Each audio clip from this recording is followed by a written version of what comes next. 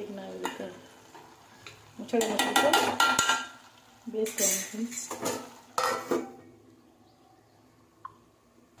ನೋಡಿ ಫ್ರೆಂಡ್ಸ್, ಈ ರೀತಿಯಾಗಿದೆ ಇವಾಗ. ನೋಡಿ, ಟೊಮಾಟೊ ಹಾಕೋಣ ನಾನು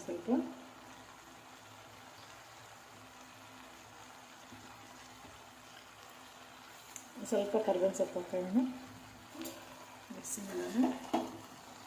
ಈ ಟೊಮೆಟೊಲ್ಲಿ ಬರೋ ವಾಟರು ಇದರಲ್ಲೇ ಇದು ನೀಟಾಗಿ ಬೇಯುತ್ತೆ ಫ್ರೆಂಡ್ಸ್. ನೀರೇನು ಹಾಕ್ಕೊಬೇಕಾದ ಅವಶ್ಯಕತೆಯೇ ಇಲ್ಲ.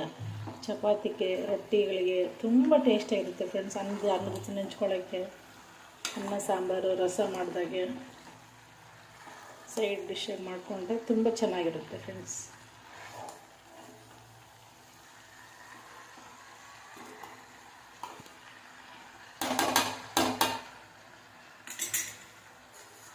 ಸಿಮ್ಮಲ್ಲಿ ಬೇಯಿಸ್ಕೊಳ್ಳಿ ಫ್ರೆಂಡ್ಸ್.